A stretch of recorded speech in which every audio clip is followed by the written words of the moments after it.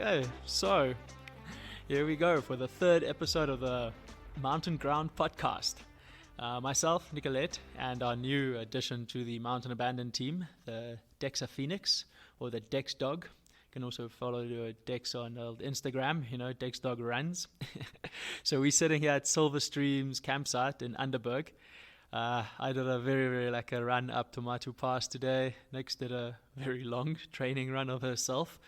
And we've got Frederik on board. We've got Pieter all the way in from Ireland. He's also on board today. So it's the full house. Very excited for today. Topics seem quite exciting actually. The Gegrond guys, Frederik, Pieter, they're going to be talking about extraction with coffee. And I've got a lot to learn there, I'm sure. And then myself and Nicolette will talk a bit about, if you have to be extracted off the mountain. And also what we would like to cover if we have time is how can you extract the most from your training. So, off to Pieter. Well, firstly, I just want to, as always, emphasize that, always when I have a chat with you guys, we're a bit jealous, just knocked off from a day shift here in the office. So, I wouldn't mind trading in my my daily office for a bit of an adventure there in Bushman's Neck. And welcome to Dex here, to the family. We can definitely do a bit of a podcast with some of his own adventures, and I'm sure like on Instagram, I think he brought us, I think it was the second episode. I think we did a social media post of Dex bringing the second episode of the Mountain Band podcast. So I hope you guys have a great week ahead of you, and that you share those adventures with us sitting here and just daydreaming for the weekend to come. So enjoy. So I think, it's like Pierre said, we're going to talk a bit about extraction. By now, we have a general theme, which is, the extraction of coffee. Now, we've discussed different variables that you can adjust to extract your coffee. Last week, we had a bit of a chat on the grind. So I think I got a few times the grind and ground and all the rest wrong or right, but I think the point was just depending on how coarse you grind your coffee, it alters extraction. And we used the example about like a fizzy drink, or not fizzy drink, but basically like a what can we say? Pierre, help me out here. It's like a tablet that you're dissolving in water, and you break it up in little pieces and all the rest. So you can listen to the previous one if you might have missed that. So today we're going to chat about the time that you actually extract the coffee with. I think is the right English here. For all those out there, I am an Afrikaans guy. So this is definitely not my first language, but here in Ireland I have adjusted a bit. And I think we're going to just discuss the main methods of extracting coffee. The type of tools and kit and equipment most of us have at home, and I think what is important is, as we go through them and how long it takes to extract the coffee, just keep in the back of your mind also what we discussed last week is how fine the grind of the coffee is. So, if you take, say, for espresso. So espresso is basically, 23 seconds extraction. And, as we said last week, that's pretty much your finest grind that you'll find. And basically, if your espresso is more than, say, 23 to 25 seconds, then it means that you've grinded your coffee a bit more on the fine side, so it's too fine, and then you can basically just grind your coffee a bit coarse. And then we have a very interesting one, which is the French press. Now, I know lots of people have a French press back at home, especially if there's a few visitors, get out the French press. And, it's almost like with the least amount of effort, you get the most cups of coffee. With the French press, I think there's a perception that the French press should be a very bitter type of coffee. And I do find that, when you get Keiering, you forget that the French press is still extracting. And what happens is after 8 or 9 minutes, then you remember, you still have a French press that's in the background. So, and then by that time it's well over extracted. So for the French press, we have this golden rule that you're actually only looking for 4 minutes. Then you basically should be pouring the cup of coffee for your guests. So after 3.5 minutes, you should really be pushing down the French press, and that's basically 4 minutes. You start pouring that coffee. Okay. So and then on the other extreme, or before we go to the other extreme, let's just go to a V60. So V60, which is a pour over type of coffee. So again, like we have this golden rule of say 3 minutes 30. Okay, so that's generally when you've basically finished your pours, you want all the water to be in your cup. So nothing should be at the top, and your coffee grind should be basically, I don't know, how do we put this? Frederik, how do we put this? It should be visible. And from there, obviously you start altering it to taste. And I'm going to end this by just saying that last week we said if your coffee is too bitter, then you should maybe consider grinding it too coarse. And now I'm going to give you guys something else, and that is if your coffee is leaning more towards the bitter end, and use these basically 3 guidance or time parameters to set, to see if you alter those to either shorter or longer, if that doesn't improve your coffee flavor. So if it's too bitter, you're extracting it too long, try and shorten your time that you're extracting the coffee with.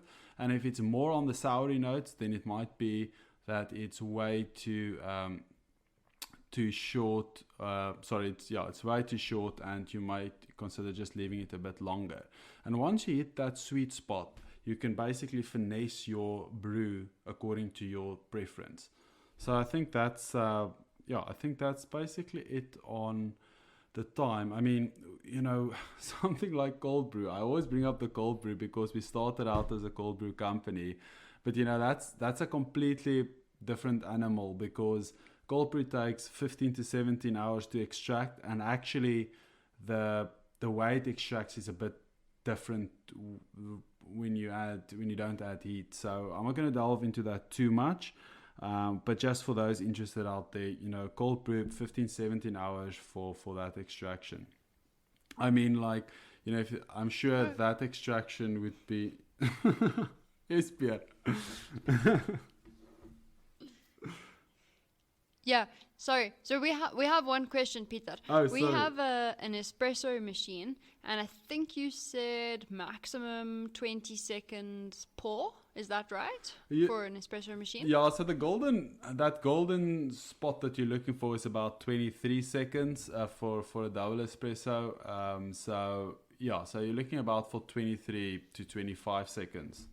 And then from there you'd start and can you also judge it by the color of the coffee that's coming through?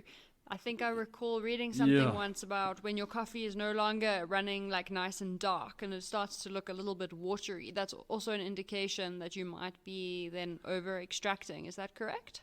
Yeah. No, you're bang on there. Like obviously Pierre has, I don't know if you also joined that barista course Pierre was mentioning last time, but no, that's spot on. Like you can usually judge when the extraction has reached its saturation based on, you get basically, you have this golden syrupy type of, I don't know what to rainfalls. Like, what's the right word? Yeah, not rainfalls, but basically, I don't know. Like like as it goes down, it's basically, it looks quite syrupy and golden, and as soon as that color starts to become a bit becomes blonde. Delusional, then sorry, it becomes blonde almost. Yeah.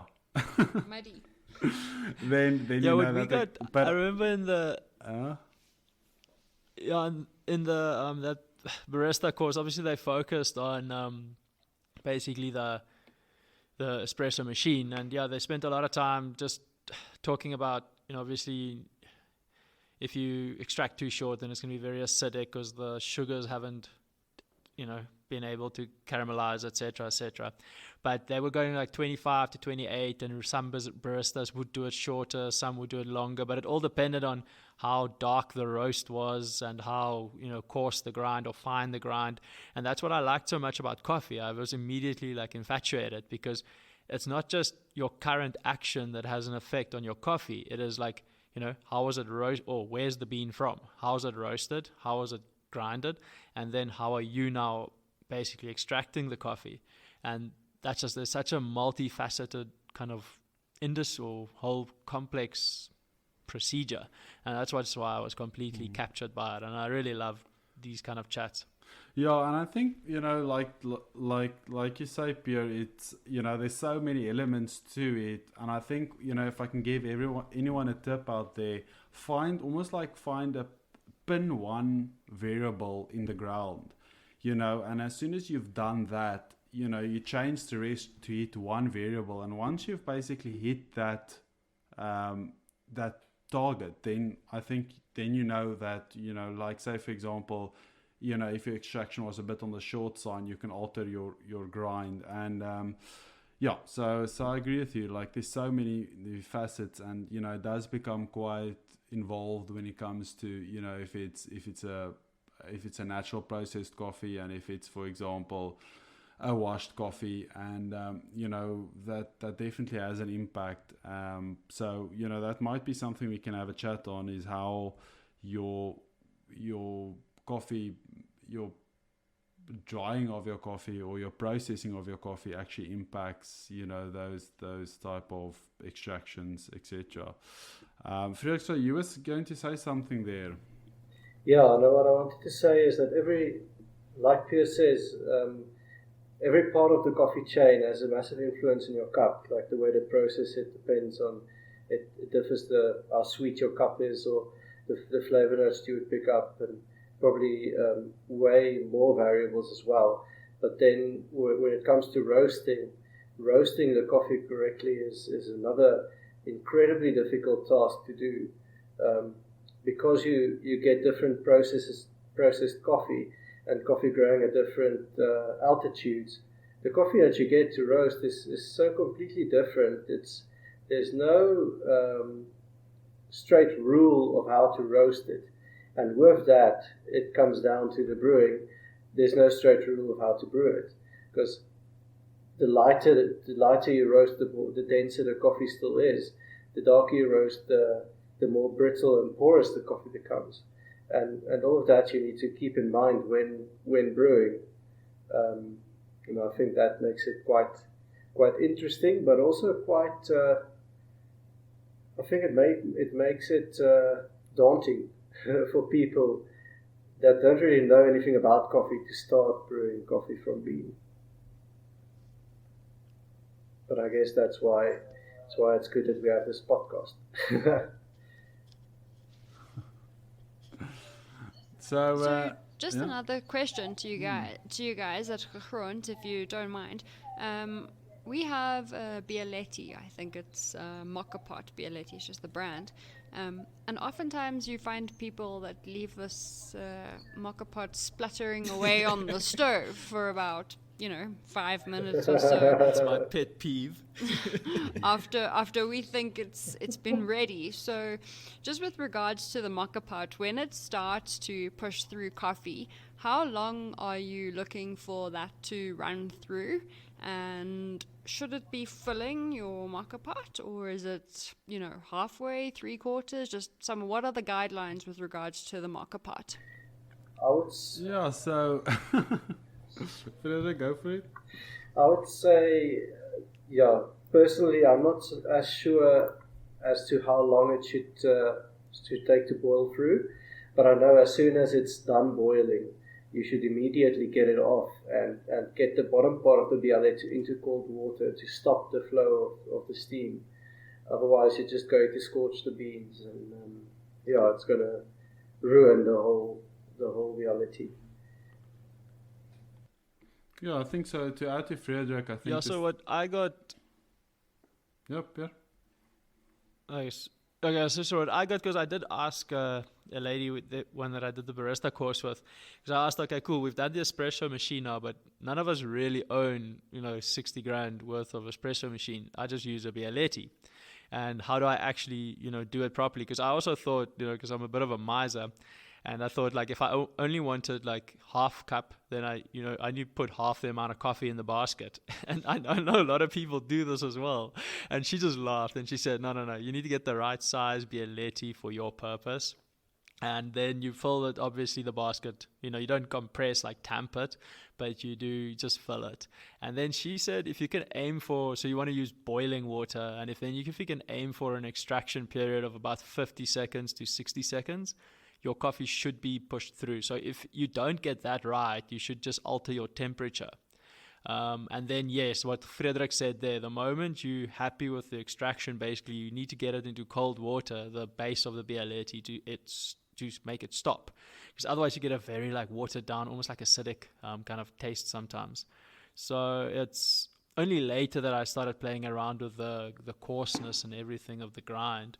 But that's what I liked about what Pieter said earlier. It's not just like, just don't change everything. You just make, like, small measured changes. Like in aviation or in flying, you never wanted to make big intercept angles. If you wanted to intercept a track, you were off track by, say, 20 degrees.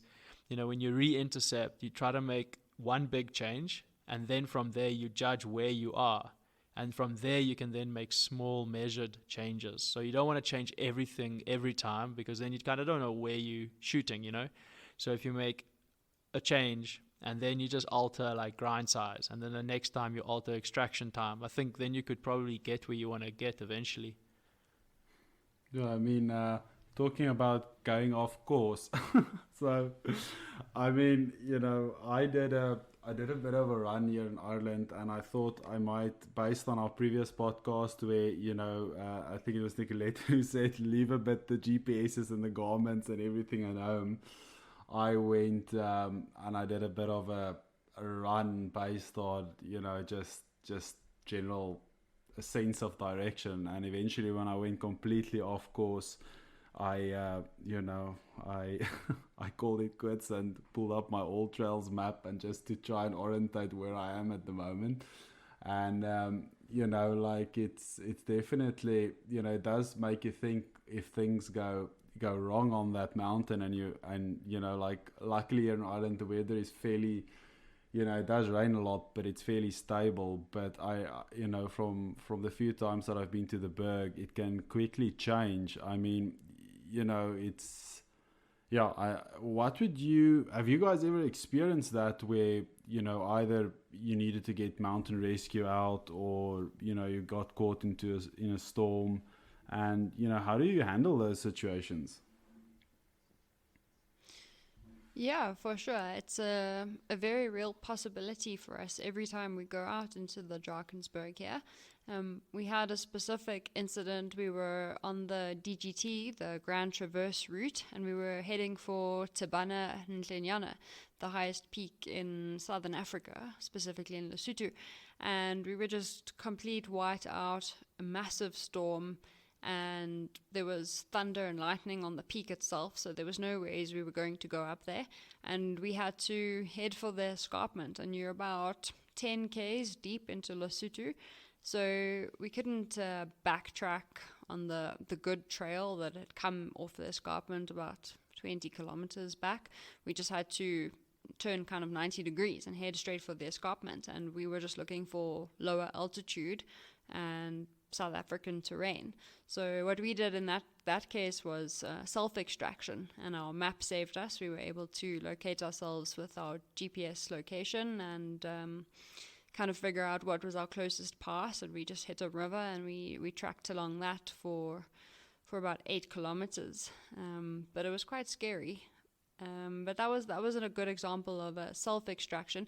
Fortunately, we haven't had to call in mountain rescue, but Pierre's going to give us a bit of a breakdown on what the procedure is if you do have an emergency where you're not able to self-extract, or maybe there's an injury or illness and you have to get mountain rescue involved. Okay, just on that note when Nicolette talked about where we had to get ourselves out of Lesotho there, it also doesn't just happen, you decide, okay, cool, I don't want to be here where I am anymore because stuff has just gone a bit pear-shaped. It did take us quite a while in like pouring rain, and we had to go up a river, like a tributary for like a K, to actually cross a river safely, get to the escarpment eventually, and the passes, the water was flowing down the pass as if it was a river, so you're not even sure if it is a pass. And then we just kept on checking our coordinates, making sure where we are on the map. And then eventually we had to get down, but we also only got down to about 2,500 meters because all the tributaries and everything is flowing into the rivers. So the rivers were just so swelled. And then we still had to bivvy the night up there and then got down the next day. So it is very worth it to have the... Sorry, just sorry for interrupting you there, but I just have a question. So when you're going down, do you avoid rivers, or are you actually looking for rivers to get down the mountain? Sorry, Peter, just repeat that question. So, when you need to quickly get off the mountain, are you actually looking for rivers to get down, or do you actually, in a situation where it's lots of rain, try and avoid any rivers? Yeah, so look, that's one of my biggest... I'm not too fussed over lightning and thunder and that kind of stuff in the mountain, to be honest, because it's kind of like, it's very out of your control. Like, I do try to get to lower altitude, etc. But when we do go down, that's why it took us so long to decide to actually go down. It was that Nkomadola pass. So we knew it was the pass. It just didn't look safe to go down almost, just because there was so much water going down. So flash flooding is something I'm very wary about in the mountains. And it's better than to try to maybe stay on a ridge when you can. So we had to descend the pass for quite a bit in the pass itself. And then when we could make our way out on the right-hand side to a very good ridge, then you are more out of that threat of, being washed away. So it's something to do keep in mind when you are coming down. Like, flash flooding and flooded rivers are quite a big thing. So you don't necessarily... So to get from Tabana, we did use a river to help us track all the way to the escarpment, so the Lesotho section. But once we hit the escarpment, we had to use a pass to get down. But once we were able to get out of the pass and onto a ridge line, we could just move so much better. And obviously where we bivvied the night was also not in the pass, because obviously you could get washed away. So we did end up sleeping on high ground, basically, where we were sure we would be safe from a flash flood or anything. But these are all things we take into account, and obviously with moving many years in the Berg, your decision making does get better. And but I think a basic thing which I only learned way too late is actually just the basics of, if you are in trouble, obviously in the Berg, self-rescue is your first port of call. You need to have the correct gear, you need to know where you are, you need to know how to navigate, you need to know how to get yourself off the mountain. If you are going into the mountains, you need to know how to get yourself out. But every time I do go out there, I'm fully aware of the fact that something could happen, which will have me phoning the MCS, the mountain club guys, the mountain search and rescue. And luckily in South Africa, we have a very, very good search and rescue team. It's been headed up by Gavin Robenheimer. He's been in charge of it for 10 years, I think. And I've had, I did my mountain guiding course with Gavin, and I've done some guiding for him as well. So I've got vast amount of respect for his experience and the whole search and rescue team. And the first thing is just to know kind of the basic procedures before you try to go all intricate and all that stuff. So basically, if you just go on the MCSA KZN website and you go under, basically mountain rescue, there's a whole procedure of what to do. The number you have to phone is there. Save it in your phone. Make sure everyone in your party knows how to has the number itself, and also knows how to access your phone, because there's no point in, your phone has the information on it, but no one knows how to unlock your phone, basically. So it's 0800005133, and it's very important to say it's a mountain rescue. You'll see they put that there on the website as well. So if you're talking to the operator, don't just say like, it's a rescue and I'm here, because then they don't know it's a mountain rescue, because otherwise they might just try and send an ambulance, where in your situation, if you're on the escarpment, you need a helicopter. So it's very important to say it's a mountain rescue. The guys have been operating since 1919. They work in combination with the police service and the Air Force. So it's basically specifically designed for high altitude mountain rescues in the Drakensberg. Now the rest of the country also has mountain rescues. So you'll have the Cape Town section, the Holland section, the Eastern Province, the KwaZulu-Natal, where we are, and then Gauteng. But basically have the number saved of your area, and all of this you can find on the website. And just take down the number, it might really save you. So if we were to have an emergency up in the Drakensberg, for example, how long could you expect to wait for a helicopter to reach you? Yeah, so basically for them to scramble a helicopter, they need clearances, and a lot of stuff needs to happen there first. So basically if you phone, the ranger or the operator and it gets activated, first they need to also determine, is it like serious enough? Is it really life-threatening, or is it, you twisted your ankle and you want a helicopter? Because that's a complete different thing. But that is up to the mountain rescue guys to decide. Also, that is the importance of signing the mountain register when you leave. So if you sign the mountain register and pay your hiking permit, that covers you for a mountain rescue. If you do not sign the mountain register and you do not pay for your permit, they've got no obligation, and they can also hold you financially liable for that rescue. So look, it's like 80 Rand for the hiking permit, and it's just good practice to sign the register so that people know where you are, when are you expected back. And that is also the case if you go out there for 5 days and you told your mother that you are going to SMS her every evening, and your phone dies. And now after the second night, she hasn't heard of you and she phones Mountain Rescue. If they look at the register and they say, well, Pierre signed out for 5 days, this is only day 2, he's not missing.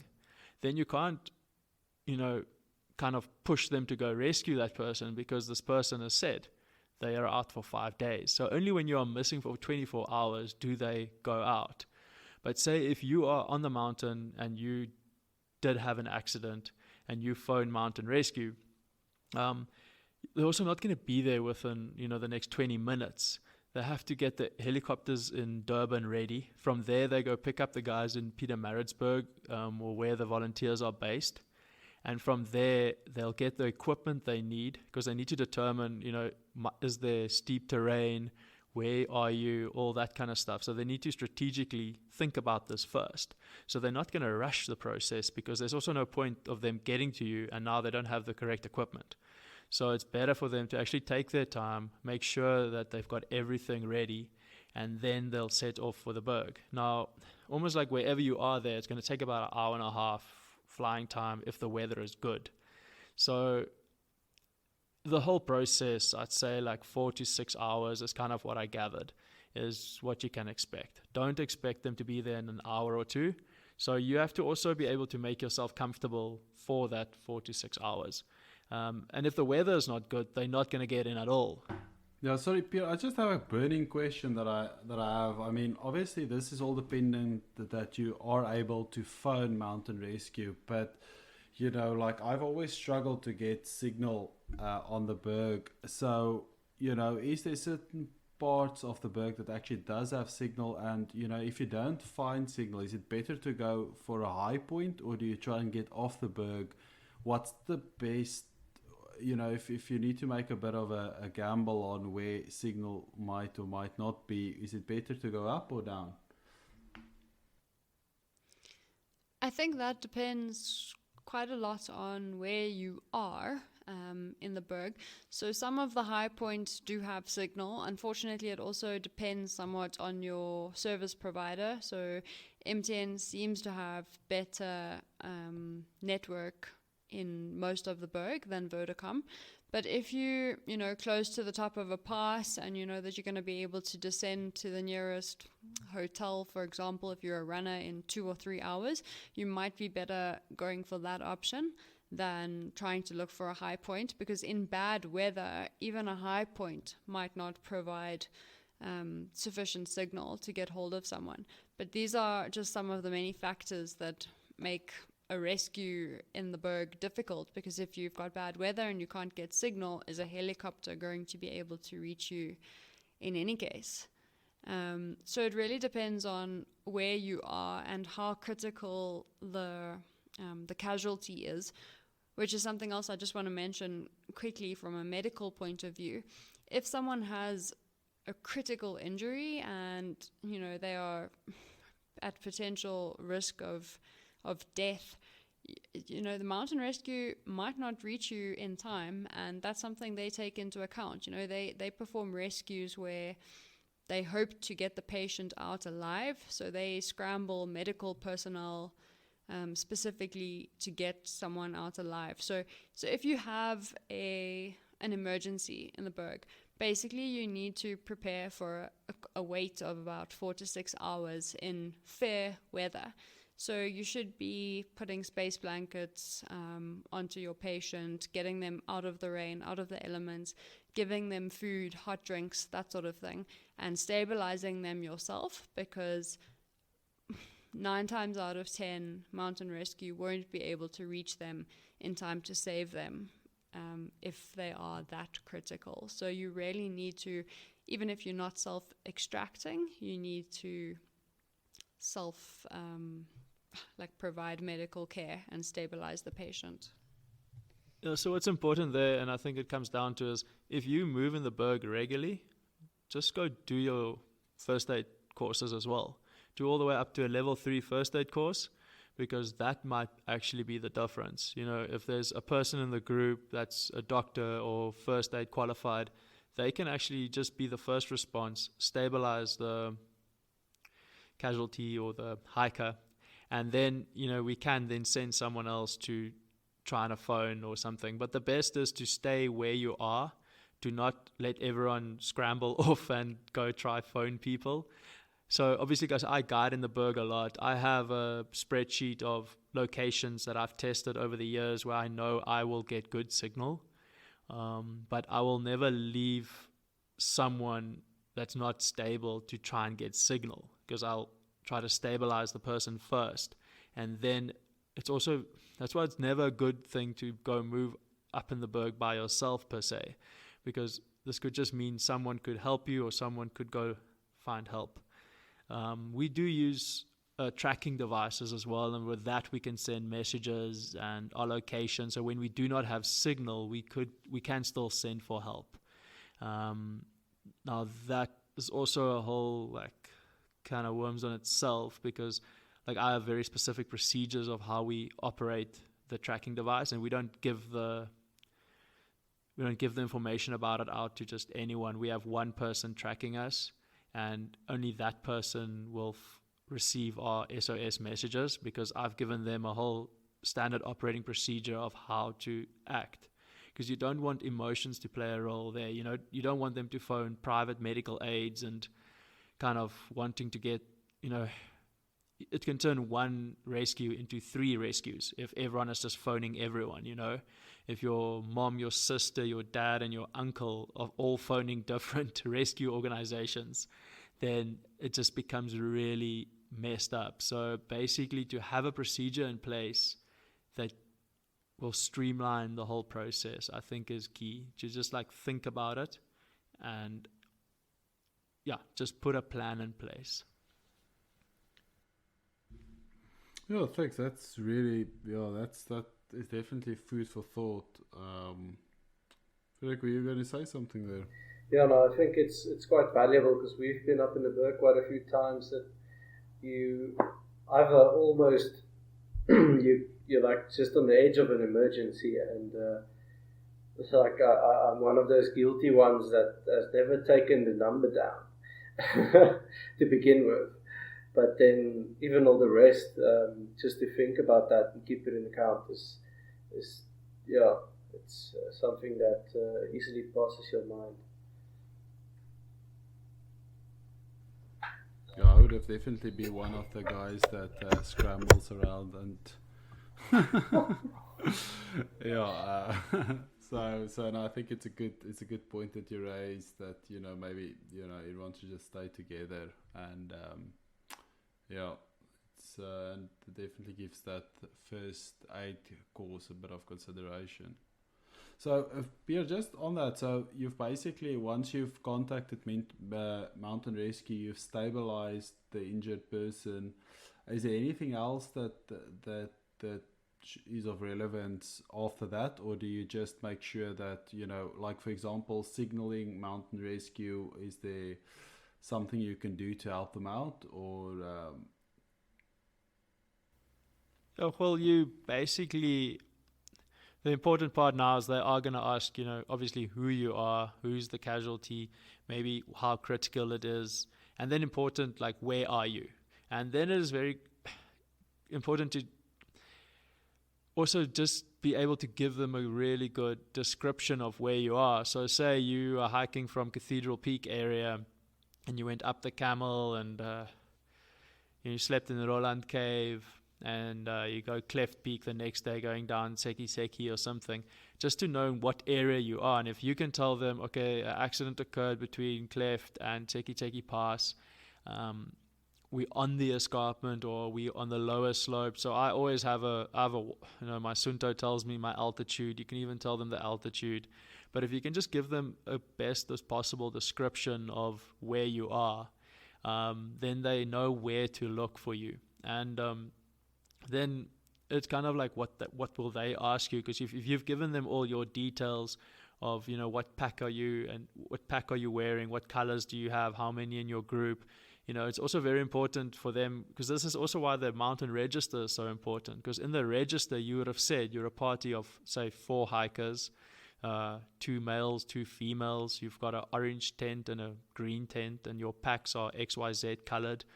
And you have warm gear, you have first aid, or you don't, because it's a vastly different approach. Like if you have no warm gear or a tent with you, well, now you're exposed, and then they really need to rush to get you. If you've got a tent, warm gear, food for, you're on a 3-day hike, but you've got food for 5 days, and you've got first aid kit with you and cold weather gear, then, you can really look after yourself there. And so all this information is very important to put down on the register, because that's where they can get it from. And then obviously when they talk to you, you can tell them where you are, what condition the patient is in, and from that they can also gather like how much time do they have.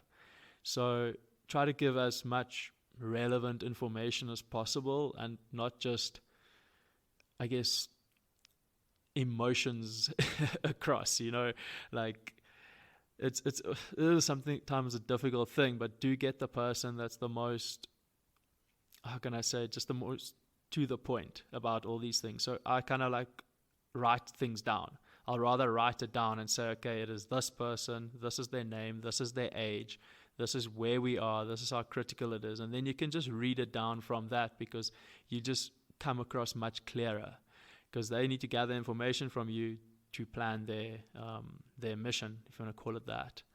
So those are just the aspects you want to cover, I guess. No, thanks, Pierre. That's Nicolette. Thanks. That's really insightful, and definitely is it's food for thought. So thanks for sharing that, guys. We're running up at about 40 minutes now. We just probably is a little bit less than, so we are 38 minutes. Do you guys want to add more, or should we maybe just wrap it up at this point? No, I think we ended off on quite a serious note there, so I think it will be best to leave it there. And next time, everyone can look forward to how to extract the most from their training. And we'll talk a bit more about athletic performance and training, and leave the mountain rescues for a while. Yeah, I still have a little bit. Yeah, serious but very relevant topic, I must say. Frick, go for it. I have just a really quick one for when you guys are brewing your coffee. To keep into consideration, I'll just kind of use espressos as a base, and then you can kind of derive from that what changes you can make in different brewing methods to accommodate different roast levels. So when you're doing an espresso with lighter roasted coffee, obviously the coffee is a bit more dense. So it's more difficult to actually extract all the goodness out of the coffee and get a balanced cup. So you would want to use hotter water and a higher ratio of coffee, but also extended time. So anything about 95 degrees Celsius water with your shot should be about 28 to 32 seconds. Now, Pieter, I know that's quite a bit more than you said, but this is with like really light roasts that people don't generally use for espressos. But the darker you go, you can decrease the temperature down to anything between 88 to 90 degrees Celsius. That's going to just to help produce the extracting all the bitter aspects of the coffee, because everything just extracts much faster with darker roast coffee because it's so brittle and porous. But the time of brewing will also be much less. It's about 20 to 23 seconds. I think if you take a French press into consideration, brewing with hotter water, I think generally most people just take it directly off of boiling and pour it into the French press. I think most people won't really pick up the differences on the palate, but maybe it's worthwhile to actually, when you have a darker roast, just leave it for a little bit to cool down and actually add it then, and maybe even shorten the brew time before you pour your cup. But that's all I have. Thanks for that, Frederik. Guys, well, I think that then brings the third episode to conclusion. I think it was a really insightful episode, and don't leave those French presses on the on the counter while you're carrying, and remember to sign those mountain registers. Cool, thanks Pieter, Pierre, Nicolette. Yeah, thanks guys. See you guys in the mountains one day. You can't say one day, hopefully sooner than later. Soon. Cool guys. Cheers. Okay, no, great guys. Cheers, have a lucky evening. Bye. Thanks so much for joining on this week's episode of the Mountain Ground podcast. Make sure to subscribe to our podcast so you don't miss any of the episodes, making sure that you stay caffeinated and keen for adventures.